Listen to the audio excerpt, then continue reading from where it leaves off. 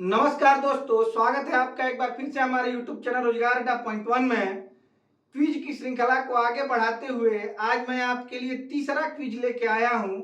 इस क्विज में मैंने 10 क्वेश्चन शामिल किए हैं, ऐसे क्वेश्चन जो कि वनडे एग्जाम में बराबर पूछे जाते हैं। बहुत ही इंपॉर्टेंट क्वेश्चन है। मैं आपके लिए इस वीडियो में 2 क्वेश्चन छोड़ के जाऊंगा जिसका आप लोग जवाब देंगे कमेंट में, और मुझे उम्मीद है कि आपको ये वीडियो जरूर पसंद आएगा। अगर आप कॉम्पिटिटिव एग्जाम्स की तैयारी करते हैं तो ये आपके लिए संजीवनी का काम करेगा। आइए शुरू करते हैं भगवान गणेश का नाम लेके आज का क्विज। चलिए तो आइए देखते हैं दोस्तों आज का पहला क्वेश्चन। यांत्रिक ऊर्जा को विद्युत ऊर्जा में रूपांतरित करता है। तो यांत्रिक ऊर्जा को कहते हैं मैकेनिकल एनर्जी और विद्युत ऊर्जा को कहते हैं इलेक्ट्रिकल एनर्जी। तो मैकेनिकल एनर्जी को इलेक्ट्रिकल एनर्जी में कन्वर्ट करने का काम मित्रों जनित्र का है, जनरेटर का है। लेकिन इसमें जनरेटर तो ऑप्शन है नहीं, तो यहाँ ये उसका मेन पार्ट होता है डायनेमो। यही हमारा सही जवाब होगा। ठीक है, अब आइए साथ साथ ये भी देखते चले कि लाउड स्पीकर का काम क्या है। तो लाउड स्पीकर में फाइनली आउटपुट में आपको ध्वनि ही मिलती है और दिया जाता है उसमें विद्युत, मतलब आप उसे इलेक्ट्रिसिटी देंगे तभी तो लाउड स्पीकर ध्वनि निकाल पाएगा। तो इसी को हम लोग कहेंगे कि विद्युत ऊर्जा का रूपांतरण होता है। विद्युत ऊर्जा का रूपांतरण होता है ध्वनि ऊर्जा में। लाउड स्पीकर का काम क्या है? तो विद्युत का ध्वनि में रूपांतरण करता है। सोलर सेल का काम क्या है? तो सौर ऊर्जा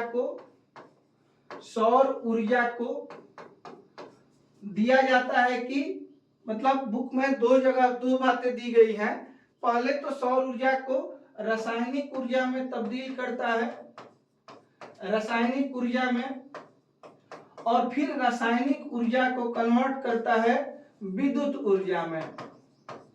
ठीक है, और कभी कभी जैसे कुकर अगर ले लिया जाए तो कुकर सीधे सौर ऊर्जा को विद्युत ऊर्जा में कन्वर्ट कर देता है।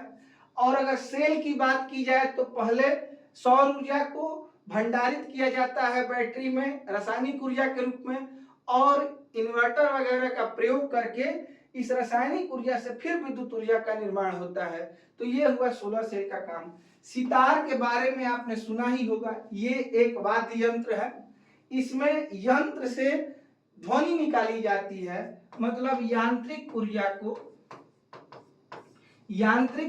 को ध्वनि ऊर्जा में बदलने का काम किसका है? सितार का है। ठीक है, तो यांत्रिक ऊर्जा को विद्युत ऊर्जा में बदलने का काम डायनेमो का है, या यही सेम काम आप ये भी कह सकते हैं कि जनित्र का है।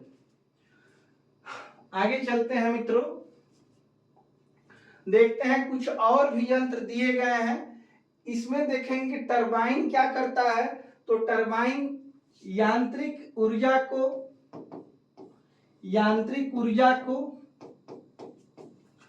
विद्युत ऊर्जा में, टरबाइन एक यंत्र है जो कि विद्युत बनाने के काम आता है। तो इसमें यंत्र की ऊर्जा कन्वर्ट होती है किसमें? विद्युत ऊर्जा में। समझने की बात है मित्रों, ये याद नहीं करना है कि आप पहले ये देखेंगे कि ये है क्या टरबाइन। तो एक यंत्र है और इससे मिलता क्या है? तो इससे विद्युत का निर्माण होता है। ठीक है, आगे देखेंगे विद्युत जनित्र। वही मैंने पहले ही बता दिया है कि ये एक यंत्र है। तो यांत्रिक ऊर्जा किसमें कन्वर्ट होगी? तो विद्युत में।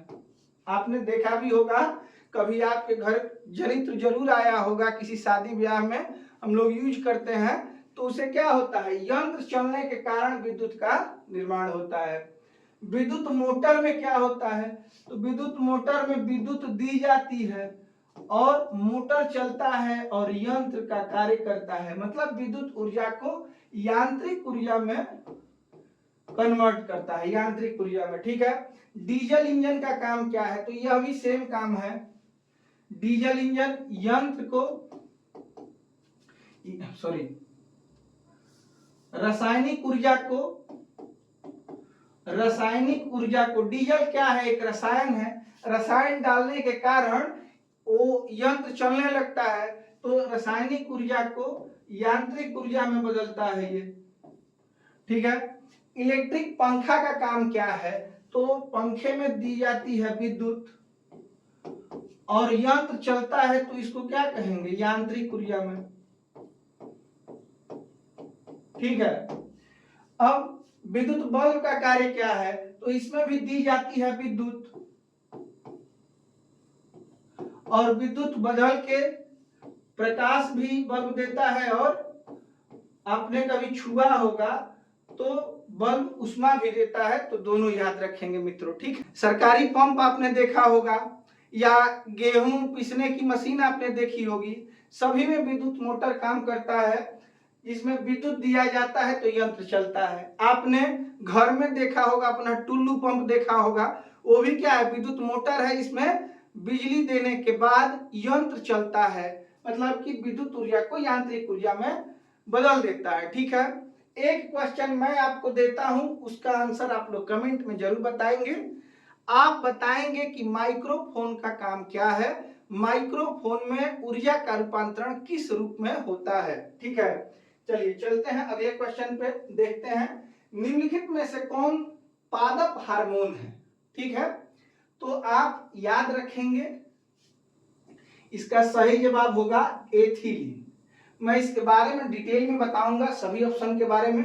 एड्रीनलिन, ऑक्सीटोसिन, इंसुलिन और एक एथिलीन है। तो ये एक पादप हार्मोन है। आपको मैं अगले स्लाइड पे दिखा रहा हूं। सबसे पहले एड्रीनलिन की बात करूं मैं, तो ये कहां से स्रावित होता है? तो ये स्रावित होता है मित्रों एड्रीनल ग्रंथि से। कहां से स्रावित होता है? एड्रीनल ग्रंथि से। इसका कार्य क्या है? तो देखिए, इसको कहते हैं, पहले आप इसका उपनाम समझ लीजिए, उसके बाद कार्य आपको खुद ही समझ में आ जाएगा। इसको कहते हैं लड़ो उड़ो हार्मोन। लड़ो उड़ो हार्मोन, ठीक है। या कहते हैं युद्ध हार्मोन। युद्ध हार्मोन,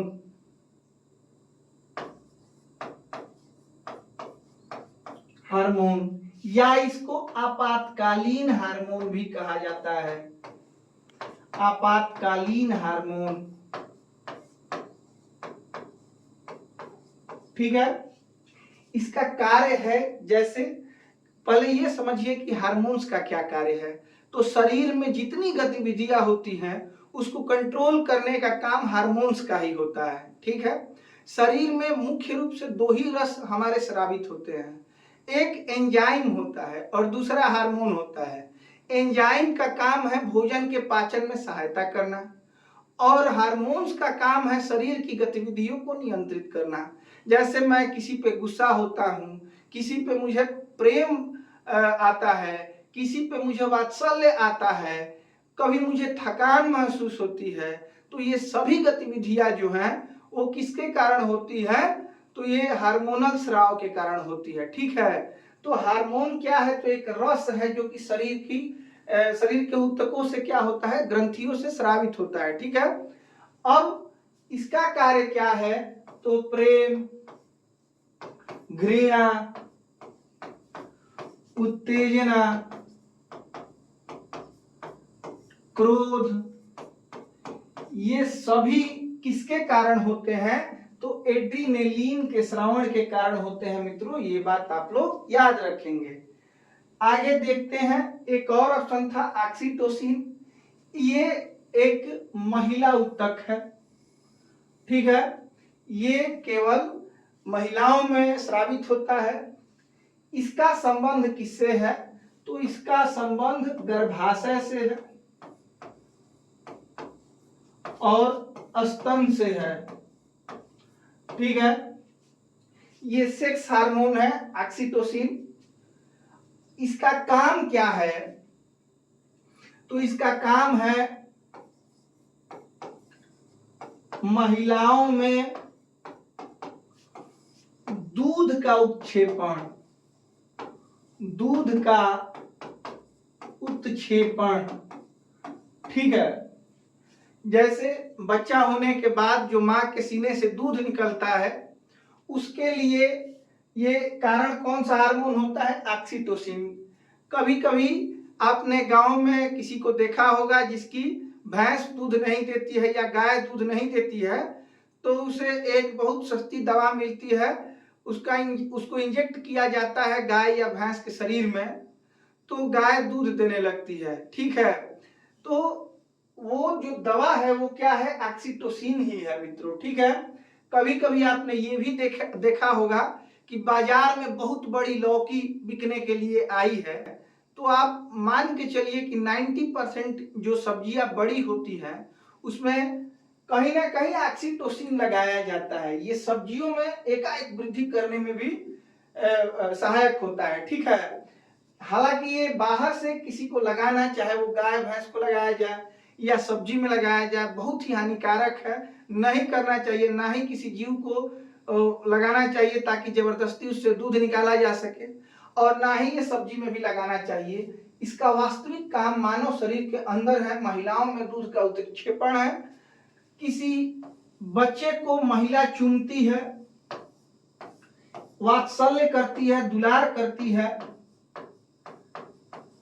इन सभी क्रियाओं, ठीक है, तो चूमती है या वात्सल्य करती है, तो इन सभी क्रियाओं के लिए मित्रों ऑक्सीटोसिन ही उत्तरदायी होता है। ठीक है, चलिए आगे चलते हैं, अगले ऑप्शन को देखते हैं इंसुलिन के बारे में। तो श्रवण स्थान इसका कहाँ है, तो अग्नाशय का नाम आपने जरूर सुना होगा, जिसे अंग्रेजी में पैनक्रियाज कहते हैं। ठीक है, पैनक्रियाज से ये स्रावित होता है। अगर पूछा जाए कि पैनक्रियाज में किस विशेष स्थान से, तो एक लैंगरहैंस द्वीप का नाम याद कर लीजिए। पैनक्रियाज में एक लैंगरहैंस द्वीपिका होती है, आइलैंड। ठीक है, और उसमें भी अगर पूछा जाए कि किस सेल से, तो बीटा सेल से इंसुलिन का श्रवण होता है। 3 उत्तर आप लोग याद रखेंगे, अग्नाशय से मतलब पैनक्रियाज से, पैनक्रियाज के लैंगरहैंस द्वीपिका से, और वहां पे जो बीटा सेल होते हैं, बीटा कोशिकाओं से इंसुलिन का श्रवण होता है। इसका कार्य क्या है, तो शरीर में शुगर की मात्रा को कंट्रोल करना, शुगर की मात्रा को कंट्रोल करना। अगर किसी मानव के शरीर में इंसुलिन का प्रॉपर अगर श्रवण नहीं होगा, तो उसको एक आम बीमारी जो चल रही है डायबिटीज हो जाएगी। ठीक है, मधुमेह जिसको हिंदी में कहते हैं। तो मधुमेह के रोगियों को आपने कभी कभी देखा होगा कि शुगर की बहुत ज्यादा मात्रा बढ़ जाती है, तो एक इंजेक्शन लगाया जाता है। वो किसका इंजेक्शन होता है मित्रों, इंसुलिन का होता है। ये इंसुलिन शुगर की मात्रा को क्या करती है, कंट्रोल करती है।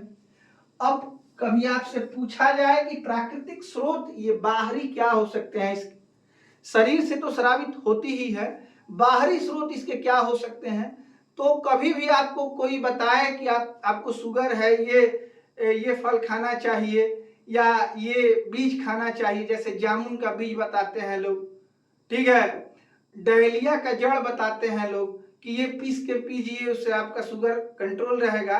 तो क्यों बताते हैं, क्योंकि ऐसी प्राकृतिक वस्तुओं में इंसुलिन की मात्रा पाई जाती है। बुक में आपके दिया गया है प्राकृतिक स्रोत अगर पूछा जाए, तो एक डहेलिया फूल होता है, डहेलिया के जड़ में इंसुलिन पाया जाता है। ठीक है, तो शुगर के मरीज साफ करके अगर डहेलिया के जड़ को पीस के पीते हैं तो उनका शुगर क्या होता है, शुगर मतलब डायबिटीज कंट्रोल होता है। ठीक है, आगे चलते हैं। मैंने पादप हार्मोन के बारे में क्वेश्चन में पूछा था, तो पादप हार्मोन 5 आप याद रखेंगे। एक जिबरेलिन, ठीक है, दूसरा साइटोकाइनिन, तीसरा ऑक्सिन, और 4-5 नंबर एथिलीन और एब्सेसिक अम्ल। सबसे पहले आप लोग ये याद रखेंगे, ये तीनों नाम जो कि सफेद रंग से लिखे गए हैं, ये सफेद रंग वाले वृद्धि हार्मोन है, वृद्धि हार्मोन। ठीक है, जैसे कोई जड़ को विकसित करता है, कोई फलों को विकसित करता है, कोई तनों को विकसित करता है। और ये पीले रंग में जो दोनों हार्मोन्स के नाम लिखे गए हैं, एथिलीन और एब्सेसिक अम्ल, ये वृद्धि रोधक हार्मोन है, वृद्धि रोधक हार्मोन। ठीक है, तो अगर आपसे पूछा जाए कि पौधों में होने वाले वृद्धि को कौन रोकता है तो आप बताएंगे सेसिक अम्ल। अब देखिए मुख्य रूप से इससे क्या क्वेश्चन पूछा जाता है, तो फलों को कृत्रिम रूप से पकाने में तो एसिटिलीन या कार्बाइड का प्रयोग किया जाता है, लेकिन फल प्राकृतिक रूप से किसके कारण पकते हैं, तो फल प्राकृतिक रूप से एथिलीन के कारण पकते हैं, ये आप लोग याद रखेंगे। और एसिटिलीन के कारण कृत्रिम रूप से पकाए जाते हैं, इससे एसिटिलीन से, या आपने कभी फल पकाया होगा आम तोड़ के तो कार्बाइड से पकाया जाता है। हालांकि दोनों ही बहुत नुकसानदेह हैं, इसको नहीं यूज करना चाहिए। हालांकि सुप्रीम कोर्ट ने भी एसिटिलीन पे बैन लगा दिया है, तो मार्केट में आपको केवल और केवल कार्बाइड ही मिलेगा, ठीक है। तो याद रखेंगे कि एथिलीन से फल प्राकृतिक रूप से पकते हैं और एसिटिलीन से फल कृत्रिम रूप से पकाए जाते हैं। इसको बैन कर दिया है कोर्ट ने, तो अब आपको मार्केट में केवल और केवल क्या मिलता है, कार्बाइड मिलता है, ठीक है।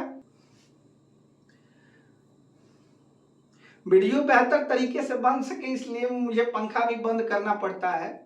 आप लोग मेरे मेहनत को भी ध्यान में रखिए, आप लोग मेरे साथ मेहनत कीजिए और इसको कॉपी पे नोट करिएगा, तभी किसी काम आएगा, नहीं तो ये आपके किसी काम नहीं आएगा। आप हमारे साथ बने रहिए। आइए देखते हैं अगला क्वेश्चन, ऑस्ट्रेलिया के तट पे आने वाले चक्रवात को क्या कहा जाता है। तो देखिए ऑस्ट्रेलिया के तट पे आने वाले चक्रवात को विली विली कहा जाता है, ठीक है। डेविड विली तो एक खिलाड़ी है, ऑलराउंडर है, लेकिन वो इंग्लैंड के हैं। आप इसको याद रखेंगे, ये चक्रवात कहाँ आता है, ऑस्ट्रेलिया में, ऑस्ट्रेलिया में आता है, ठीक है। बागियो जो तूफान है, चक्रवात है, ये कहाँ आता है, तो आप याद रखेंगे फिलीपींस में आता है। ये पी से होगा Philippines, PHI Philippines, PHI Philippines, ठीक है। और टाइफून कहाँ आता है, तो टाइफून याद रखेंगे ये चीन में आता है। और अमेरिका में आने वाले चक्रवात को, मतलब USA में जो चक्रवात आते हैं उनको क्या नाम दिया गया है, हरिकेन दिया गया है। भारत में इनको हम चक्रवात कहते हैं, ये भी याद रखेंगे। Hurricane America, typhoon China, Baguio Philippines में, विली विली ऑस्ट्रेलिया में, ठीक है। आगे चलते हैं अगले क्वेश्चन पे। निम्नलिखित में से कौन सी संस्था लखनऊ में है, तो इसमें आप इसको याद रखेंगे विष, और इसके साथ एक और मैं बता दे रहा हूं, किसी ने विष खा लिया है तो उसको क्या देना पड़ेगा, औषधि। औषधि अनुसंधान संस्थान और विष अनुसंधान संस्थान दोनों लखनऊ में है, ये आप लोग याद रखेंगे। और जो दिए गए हैं, जैसे मान लीजिए कि पक्षी अनुसंधान संस्थान दिया गया है, इसको याद रखेंगे इज्जत नगर, पक्षियों को देना चाहिए इज्जत, तो पक्षी अनुसंधान संस्थान इज्जत नगर कहाँ है, बरेली में है। तंबाकू अनुसंधान संस्थान ये याद रखेंगे राजमुंदरी में, राजमुंदरी में। राजमुंदरी किस स्टेट में है, तो आंध्र प्रदेश में, AP मतलब आंध्र प्रदेश में, ठीक है। चीनी अनुसंधान संस्थान याद रखेंगे मित्रों, ये कानपुर में है। लेकिन अगर गन्ना पूछा जाए तो आप ये भी लखनऊ में बताते। अगर गन्ना अनुसंधान संस्थान कहा जाता तो आप बताएंगे लखनऊ, लेकिन चीनी अनुसंधान संस्थान पूछा जाए तो बताएंगे कानपुर। आगे चलते हैं अगले क्वेश्चन पे। अंतर्राष्ट्रीय फुटबॉल दिवस कब मनाया जाता है, अभी तक कभी भी मनाया नहीं गया है, लेकिन इस बार UN ने घोषणा की है, कि 25 मई को अंतर्राष्ट्रीय फुटबॉल दिवस मनाया जाएगा। पहली बार ये 2024 में 25 मई को मनाया जाएगा। अब प्रत्येक वर्ष 25 मई को अंतर्राष्ट्रीय फुटबॉल दिवस मनाया जाएगा, ठीक है। आगे चलते हैं, देखते हैं पहले फुटबॉल से कुछ क्वेश्चन जो कि परीक्षाओं में पूछे जाते हैं। फीफा वर्ल्ड कप, सबसे पहला ये क्वेश्चन ये मेंस के लिए है, मतलब कि पुरुष वर्ग के लिए। 2026 में कहाँ होगा, तो 3 देश इसकी मेजबानी करेंगे, USA, मैक्सिको और कनाडा। इसके बाद 4 साल पे होता है, आपको पता होना चाहिए। 2030 में जो होगा स्पेन, पुर्तगाल और मोरक्को उसकी मेजबानी करेंगे। दोनों आप लोग याद रखेंगे। एक यूरो कप के बारे में देख लीजिए, 2024 में जर्मनी में होगा। कोपा अमेरिका कप 2024 यूएसए मतलब अमेरिका में होगा। ठीक है, आगे चलिए। फुटबॉल से ही संबंधित एक पुरस्कार है मित्रों, जो कि बार बार परीक्षाओं में पूछा जाता है। ये करेंट है। बैलन डियोर पुरस्कार 2023 में किसे दिया गया था? तो महिलाओं में बोनामाती को दिया गया था, इसको याद रखेंगे। और पुरुषों में लियोनल मेसी को दिया गया था। बैलन डियोर पुरस्कार मेसी ने 8 बार प्राप्त किए हैं। ये लीजेंड है फुटबॉल के। और महिलाओं में बोनामाती का नाम आप लोग याद रखेंगे। आगे चलते हैं। भारतीय संविधान में किस संशोधन से जीएसटी जोड़ा गया? इसका सही जवाब होगा मित्रों 101वें संशोधन से जीएसटी जोड़ा गया। इसके बारे में 2-4 बातें और देखते हैं। जीएसटी कितने प्रकार की होती है? तो एक सीजीएसटी मतलब central goods and service tax, SGST मतलब state goods and service tax, और आईजीएसटी मतलब integrated goods and service tax. ये एक क्वेश्चन पूछा जा चुका है वीडियो के एग्जाम में कि आईजीएसटी किस अनुच्छेद में वर्णित है? तो 269A का 1 नंबर में आप बताएंगे कि इस आर्टिकल में 269A के 1 में आईजीएसटी मतलब एकीकृत जीएसटी का वर्णन किया गया है। लागू जीएसटी कब हुई थी? तो 1 जुलाई 2017 को। सबसे पहले किस राज्य ने? असम ने। अब आप ये याद रखेंगे कि ये कैसा कर है? तो ये एक अप्रत्यक्ष कर है। ठीक है, ये अप्रत्यक्ष कर है जो कि 17 अप्रत्यक्ष करों को हटाकर जीएसटी को लाया गया है। याद रखेंगे 17 अप्रत्यक्ष करों को हटाकर जीएसटी को इंट्रोड्यूस किया गया। ये एक अप्रत्यक्ष कर है, इसका भी आप ध्यान रखेंगे। अब जीएसटी में टैक्स के स्लैब कैसे हैं? तो 4 प्रकार के टैक्स लगाए जाते हैं। जरूरत की वस्तुओं के हिसाब से किसकी ज्यादा जरूरत है या कौन सी दैनिक यूज की वस्तुएं हैं उस पर थोड़ा सा कम, और जो मतलब जिंदगी को सुविधाजनक तरीके से जीने वाली वस्तुओं पे थोड़ा सा जीएसटी का परसेंटेज ज्यादा होता है। तो 4 स्लैब याद रखेंगे, 5%, 12%, 18% और 28%। अलग अलग वस्तुओं पे ये अलग अलग प्रकार से टैक्स लगाए जाते हैं। लेकिन देखिए, आप 2 वस्तुओं को याद रखेंगे कीमती पत्थरों पे, जैसे मूंगा, पुखराज, नीलम, ये सब कीमती पत्थर हैं। इन पे एक अलग स्लैब है, 0.25% का विशेष एक स्लैब है, और सोने पर 3% का एक स्लैब अलग से है। ठीक है, अब ये स्पेशल स्लैब है। जीएसटी के दायरे से बाहर कौन कौन सी वस्तुएं हैं? तो देखिए, आप आश्चर्यचकित होंगे, मानवीय उपयोग के लिए नशीली शराब को जीएसटी से बाहर रखा गया है। साथ ही 5 पेट्रो उत्पाद हैं, अपरिष्कृत पेट्रोलियम, उच्च गति डीजल, मोटर स्पिरिट, प्राकृतिक गैस और विमानन ईंधन को जीएसटी से बाहर रखा गया है। ठीक है, चलिए चलते हैं अगले क्वेश्चन पे मित्रों। हथकरघा क्षेत्र में उत्कृष्टता के लिए कौन सा पुरस्कार दिया जाता है? तो हथकरघा मतलब हैंडलूम की बात की जा रही है। तो आप नाम अगर इसमें पढ़ेंगे तो कबीर दास जुलाहा परिवार में थे, तो कबीर दास के नाम पे हथकरघा उद्योग में पुरस्कार दिया जाता है। इसका सही जवाब होगा संत कबीर पुरस्कार। ठीक है, अब जो दिए गए हैं और पुरस्कार, इनके बारे में भी सुन लीजिए। शांति स्वरूप भटनागर पुरस्कार, ये विज्ञान के क्षेत्र में दिया जाता है। ठीक है, प्रीतिजकर पुरस्कार, ये वास्तुकला के क्षेत्र में दिया जाता है।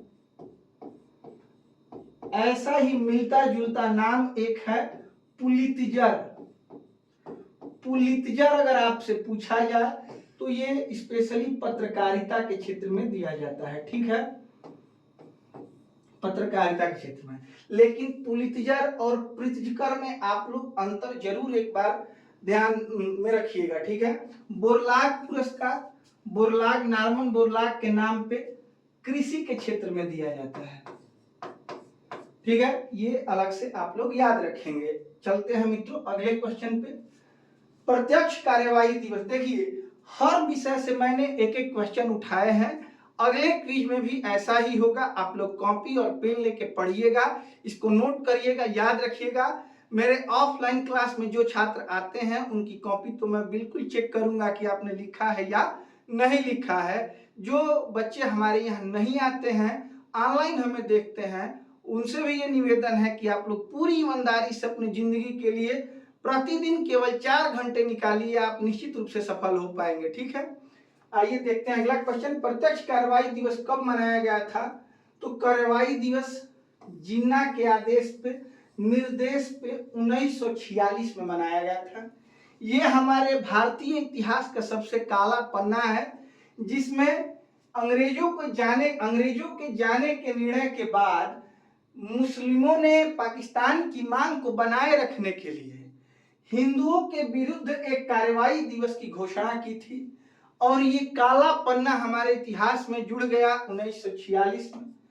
ये एक कलकत्ता में हिंसक प्रदर्शन था मुस्लिमों का, जिसमें बहुत सारे हिंदू मारे गए थे, और इसको रोकने का काम किया था महात्मा गांधी ने। ठीक है, इसी वजह से कलकत्ता में जो हिंसा भड़की थी हिंदू और मुस्लिमों के मध्य, उसको किसने रोका था? महात्मा गांधी ने।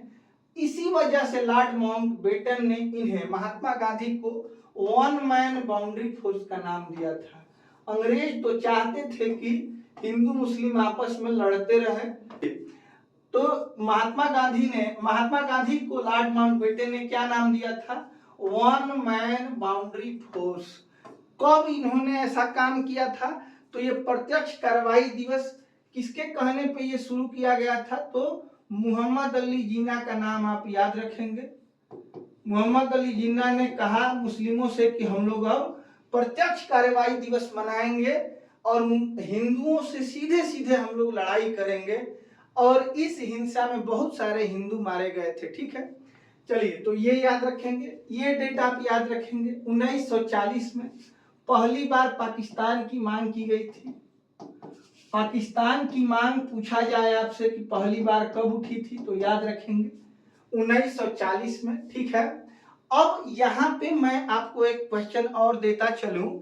आप ये बताएंगे कि पाकिस्तान की पहली बार मांग मुस्लिम लीग के किस अधिवेशन में, मतलब स्थान बताएंगे कि ये अधिवेशन कहाँ हुआ था जिसमें 1940 में पाकिस्तान की मांग की गई थी। ठीक है, तो 2 क्वेश्चन आपको मैंने दे दिए हैं, आप लोग कमेंट करके जरूर बताएंगे। सन 1942 की बात करेंगे तो सन 1942 में भारत छोड़ो आंदोलन चलाया गया था। ठीक है, 1944 में भी एक घटना आप लोग याद कर लीजिए, सीआर फार्मूला आया था, और सीआर नाम से आप लोग चित्तरंजन दास ना जान के ये जानिएगा आप, राजा जी इनका नाम था, इसलिए इसको राजा जी फार्मूला भी कहते हैं।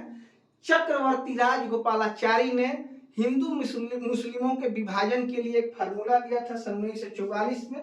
इसे ही सीआर फार्मूला के नाम से जाना जाता है, इसे और राजा जी फार्मूला के नाम से भी जाना जाता है।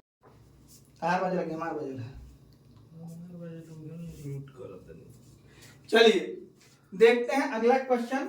हाइड्रोजन के समस्थानिकों की संख्या है, तो हाइड्रोजन के समस्थानिकों की संख्या 3 होती है। इनका नाम भी आप नोट करते चलिए।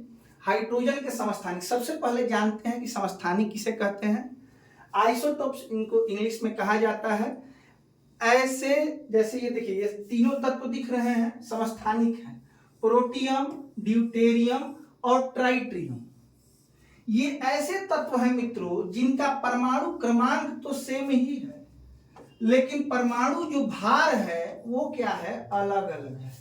ऐसे तत्वों को ही समस्थानिक कहते हैं, जिनका परमाणु क्रमांक समान हो लेकिन परमाणु भार क्या हो, अलग अलग हो। तो हाइड्रोजन के 3 समस्थानिक याद रखेंगे, प्रोटियम, ड्यूटेरियम और ट्राइटियम। सबका परमाणु क्रमांक 1 होता है, लेकिन परमाणु भार 1, 2 और इसका कितना होता है, 3 होता है। ठीक है, आगे चलते हैं। आज का ये अंतिम प्रश्न है, निम्नलिखित में से कौन पादपों के लिए मुख्य पोषक तत्व नहीं है? पादपों को पोषण देने के लिए 17 तत्वों की आवश्यकता होती है। अब इसमें इनको 3 भागों में बांटा गया है, मुख्य, गौण और सूक्ष्म। 17 तत्वों को इन 3 भागों में बांटा गया है, मुख्य पोषक तत्व, गौण पोषक तत्व और सूक्ष्म पोषक तत्व। अब इन चारों में से आपको यह बताना है कि मुख्य पोषक तत्व कौन सा नहीं है, तो आपका सही जवाब होगा कॉपर। इसके बारे में डिटेल में देखते हैं। देखिए, पोषक तत्वों की संख्या प्लांट्स को जो चाहिए कितनी होती है, 17 होती है। मुख्य पोषक तत्व कौन से हैं, तो नाइट्रोजन, फास्फोरस, इसीलिए यूरिया डाला जाता है दोनों की अधिकता, दोनों को बढ़ाने के लिए। पोटेशियम, नाइट्रोजन, फास्फोरस, पोटेशियम और जल के साथ हाइड्रोजन और ऑक्सीजन, तो ये 5 हो गए। गौण तत्वों में कैल्शियम, मैग्नीशियम, सल्फर। गौण किसे कहते हैं, जिसकी कम आवश्यकता होती है उसे गौण, जिसकी बहुत अधिक आवश्यकता होती है उसको मुख्य, और इनकी बहुत अल्प आवश्यकता होती है। गौण से भी कम इसका महत्व है, लेकिन इसका भी महत्व है मित्रों, बहुत सारे लोग इनकी कमी से होते हैं, ठीक है। सूक्ष्म कितने हैं, तो सूक्ष्म 9 है। गौण कितने हैं, 3 हैं। और मुख्य कितने हैं, तो 5 है। तो 5 3 8 8 9 17 तत्व।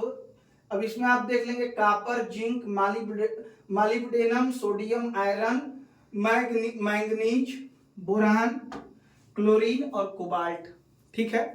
तो इसको आप लोग कॉपी पे जरूर नोट करिए। उम्मीद है आज का वीडियो आपको जरूर पसंद आया होगा।